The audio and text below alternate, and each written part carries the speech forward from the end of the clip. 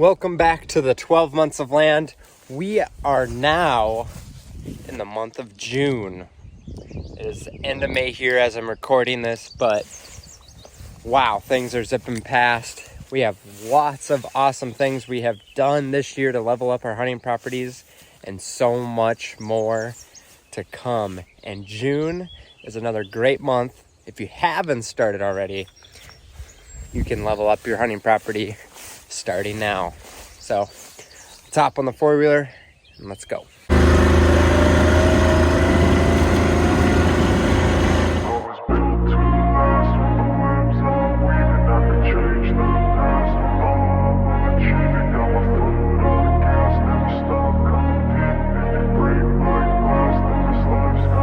I wanna be the best in the game, invest in my name. Check no restraints, I'm obsessed with the pain. I ingest, I retain, assess and I change. Possessed by the thought I'll be free one day from society's restraints. Money, clout and fame, mud, disease, a plague. We all love to hate, have to play the game, have to make a name. All our insecurities are on display. This is war with the enemy, think that it was meant to be. Living in a time where disease is on every screen. I won't let them fester me. I know You're looking to take your hunting property to the next level, and you want to provide those other food sources through the fall and also winter.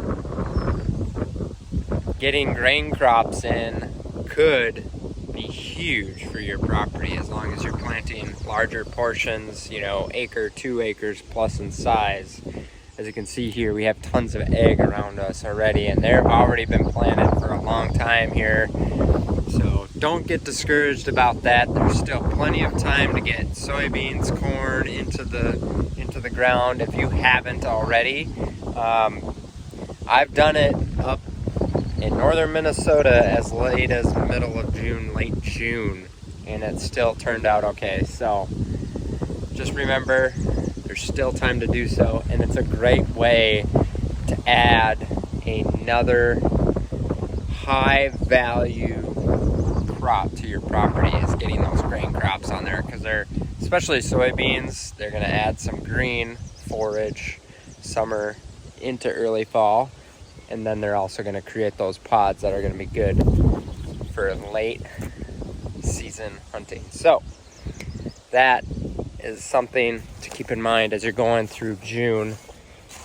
And if you've ever dreamed about putting crops on there, or you haven't got out there to do it already, there's still a little time, so get out there. As you can see behind me here, we've opened up some dirt in different strips along this food plot location, and what we're doing here in the month of June is actually getting some of the screen plot seed into the ground. June is a great month to do so, and still gives you plenty of time for all of the screen plot to grow up and get high enough to provide really good cover come this fall. So this is the month to do it. Get out there, get that screen plot stuff in the ground. It's a really good addition to food plots to screen off visibility to deer in more ways than one. So it's also breaking up your access as you're getting into hunting locations, but also kind of breaking it up.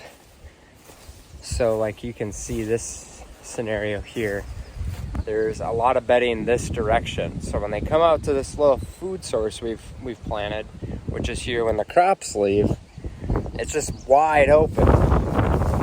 Just wide open behind me. So one, it's hard to get into here, but two, deer don't feel as comfortable coming out into this corner of the property before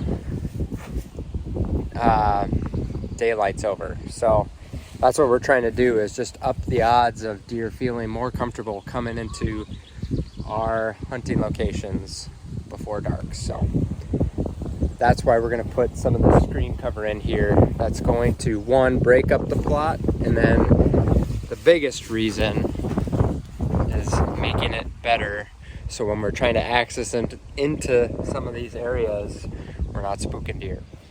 As we're rolling through June, we're thinking a lot about our hunting setups, where our stands are going to be located, how we're going to hunt different locations, and then actually implementing that and like getting those hunting setups, you know, solidified, figure out how the access is going to be laid out, and getting the stands hung and ready to go. We'll do some of this throughout the summer, but this is a good time to get after it. And as you can see, this stand here, which is overlooking this food plot here, this is a stand we've done early summer previously. And everything's not super grown up yet, so you can still kind of get into things. And it's a great time where you're not really going to put enough pressure on your property that's going to really negatively impact your hunting this fall. So that's why we're trying to do it early on in the summer, is so we don't impact our hunting this fall. So that's one of the big things we're really focusing on here in the month of June, getting our hunting setups dialed and ready to go. We are also working on establishing some new food plots for this fall and focusing those food plots on being really desired food through early and mid season. So like, you know, September all the way into the end of October. And doing that, we're coming through right now in the month of June to actually kill off some of the areas that we've already cleared for it. So we're going to start actually killing off the grasses and weeds that are already there, any brush, and really give it a good kill right now. And we'll probably come in another couple weeks and maybe give it one more kill when we plant in the buckwheat or whatever cover crop that we're trying to do. But we really want to get something there to start over competing the weeds and getting soil ready to plant seed probably later July, early August. So we are going to be doing some herbicide work and killing different areas off this month. Rolling through the month of June here, we're actually going to be doing some clover plot maintenance on some of the established clover out here. And we have a fair bit of competing weeds, grasses here in this clover plot. And we're going to come in and do a high cut with a mower. I don't really love doing a bunch of mows in clover. I think you just ruin a ton of your volume that you create and getting rid of that tonnage for deer. But all we're going to do is try to go above most of the clover and get some of these nasty weeds and grasses chopped down so they're not creating seed heads and being even more of a problem down the road. You can also do a herbicide and kill off grasses and other stuff in here and not affecting your clover. But this plot in particular, I'm trying not to do a ton of the herbicides and all of that. I'm trying to do low equipment, low materials as we're establishing this clover plot. So clover maintenance, that's what we're going to be working on so we don't get overpowered by these weeds. And the month of June is also a great time to get your water holes ready or work on ponds, all those water features you want to have on your property. This is a good month to do so.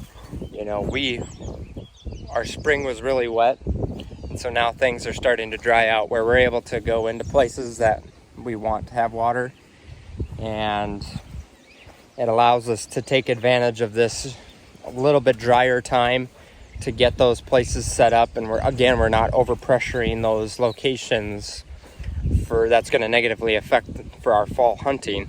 So we're doing it as early as we can, but then we're going to take advantage of any rains and stuff that comes up as we go through the summer and early fall.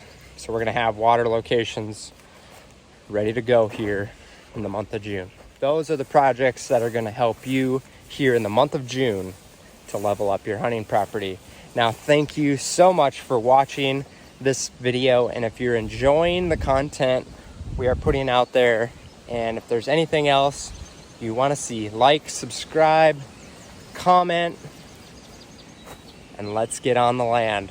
All right, see you in the next one.